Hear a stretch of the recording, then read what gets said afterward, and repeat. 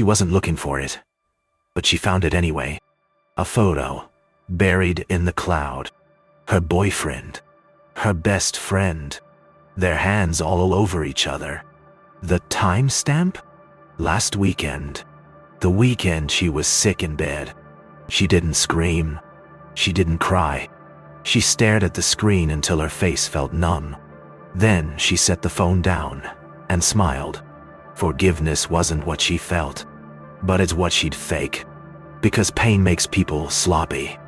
And she was done being the victim. She whispered one word into the dark: trip. And that's when the plan began. She told them she knew, but not everything. She cried in front of them, said she wanted to move forward. They bought it instantly. Guilt makes liars easy to fool. Let's go away. Just us three. Start fresh, she offered. They hesitated, briefly, then said yes.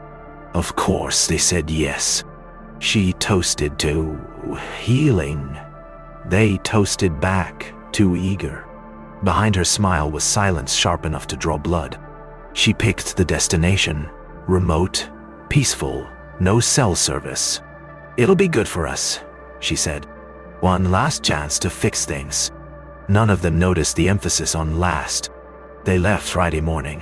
Playlists loud, windows down, pretending nothing was broken. She sat in the back seat, watching trees blur past like smoke. Her best friend joked about old memories. Her boyfriend turned the volume up. Neither of them noticed she hadn't spoken in 20 minutes. The road grew narrower. The signal bars vanished. I booked a cabin off-grid, she said. Total privacy. Sounds perfect. Her best friend smiled. Her boyfriend nodded. They didn't ask who owned the cabin, or why she had the only key. They should have asked. But that's the thing about betrayal. It makes people blind. That first night, everything was normal. They drank wine, played cards, laughed too hard at nothing. But her eyes tracked every glance they shared when they thought she wasn't looking. She let them win the games. Let them feel safe. I'm glad we're doing this, her best friend said. Me too, she smiled, swirling her glass slowly. She waited until the bottle was almost empty before asking, Do you guys ever lie to each other? They froze, just for a second. Of course not, her boyfriend said too quickly. She just nodded. Good, that's what I thought. The next morning, she was up before the sun. The lake was silent. Fog rolled like ghosts across the surface. She stood there barefoot, holding a single object, her phone. No signal, but the photos were still there. The proof. She deleted them one by one, like peeling skin. It wasn't about evidence anymore. It was about control. Behind her, the cabin creaked as they started to wake up. Today was the day the mask would start to slip. Just enough. Not for them. For her. Because to end this clean, she had to become something else. She cooked lunch. Their favorite dishes, just like old times. But their laughter came slower now. Thinner. Nervous. Her boyfriend spilled his drink. Her best friend barely touched her food. She leaned in, elbows on the table. So, who made the first move? Silence dropped like an axe. What? Her best friend asked, voice cracking. You or him? I'm just curious. And I. They stammered, apologized, begged to change the subject. She grinned. Relax. I told you I forgave you, didn't I? And for the first time, they looked scared. While they napped, she slipped downstairs into the cabin's storage room. It had been stocked weeks ago, quietly, methodically. Inside the trunk, rope, tarp, gloves, and a bottle of industrial cleaner. Not improvised.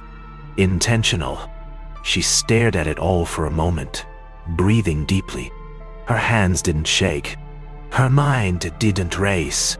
Everything was exactly where it needed to be. She'd rehearsed this in her head for weeks. The sequence, the timing, the silence. Upstairs, the floor creaked. One of them was awake.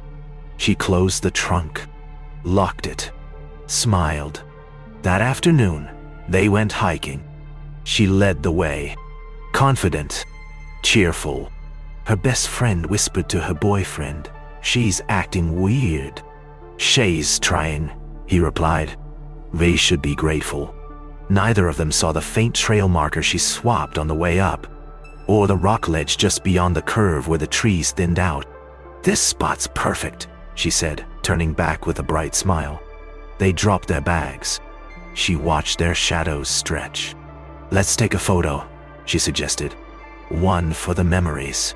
The last photo they'd ever take together. The photo was blurry, but the fear was clear. Someone screamed. Then silence. Just wind and trees. One figure ran. Another followed. A third didn't move again. The phone slipped from someone's hand and landed face up in the dirt. A notification buzzed. Unread. Unanswered. Leaves rustled violently, then stopped.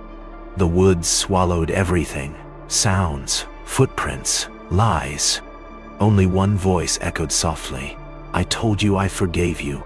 But forgiveness had never meant survival. And somewhere in the trees, someone vanished. By sunset, the police had arrived. She was wrapped in a blanket, eyes red, hands perfectly still. "We went hiking. I lost them in the woods," she said softly. Her voice cracked in all the right places. "I searched for hours. I screamed their names. Oh nah." She even had scratches on her arms. Self-inflicted but believable. The officer nodded, took notes. No suspicion, just concern. She was the picture of a grieving survivor. "We'll send out a search team at first light," they said. She nodded. "Please, just find them." By morning, the forest buzzed with search teams. Dogs barked. Drones scanned. Radios crackled. They found a shoe near the ridge. Then a torn backpack strap. No blood. No bodies. Just pieces. "Could be a fall. Could be wildlife," one ranger muttered. But there were no signs of a struggle.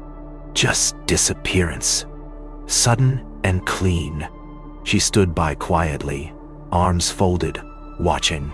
Someone asked if she wanted to call their families. She shook her head. "Not yet. Let's wait. Just a little longer." 3 days later, she was back in the city. The story made local news. 2 missing after forest hike. 1 survivor speaks out. She watched the footage alone in a cafe, sipping coffee slowly. Public sympathy was swift. Social media loved her strength. She tried to forgive and paid the price. 1 tweet read, Commenters called her brave, beautiful, resilient. She didn't respond, just scrolled, quiet and composed.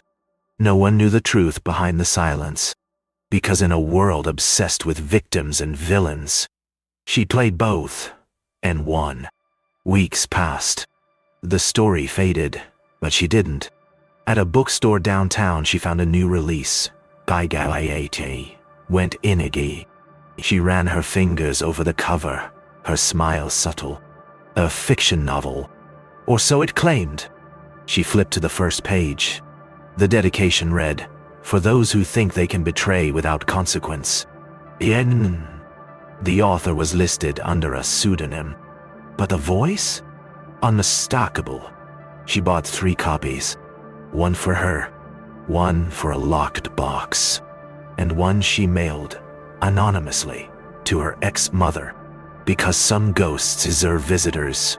Authorities finally closed the case, presumed dead, no foul play suspected.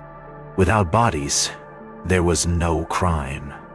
Just tragedy. She read the update in silence. No reaction. No regret. Closure came in headlines. Freedom came in erasure. Their names trended for a moment, then faded like fog. Some friends left messages. Still can't believe it, she replied once. Some things aren't meant to be understood. Then she deleted the thread. Let the world chase ghosts. She had already buried hers. At night, she wrote. Not confessions, not memories, just stories. Each chapter darker than the last, but smarter too. Her words were weapons now. Polished, precise. She didn't write to heal. She wrote to remember who she became. There was power in holding the pen after surviving the fire. And she wasn't done writing yet. She paused, stared at the blinking cursor, then typed the first line. This isn't a love story. It's a warning. Yee. And kept going. The book launched quietly, then exploded. Reviews called it chilling, brilliant, unforgettable. What inspired it? Reporters asked. She'd smile and answer, closure. Readers whispered theories. Is it real? Did she actually? But she never confirmed, never denied. At signings, people thanked her for the courage between the lines. She thanked them for reading, and meant it. They had no idea how close the fiction was to fact, and she had no reason to correct them. Back at the lake, time moved differently. The trees still stood. The water still kept its secrets. Tourists passed the old trailhead, unaware of what was lost there. A few faded flyers flapped in the breeze, barely legible now. Someone had scribbled, "Rest in peace," in black ink across one. But peace was a matter of perspective. What vanished in those woods wasn't just two people. It was her old self.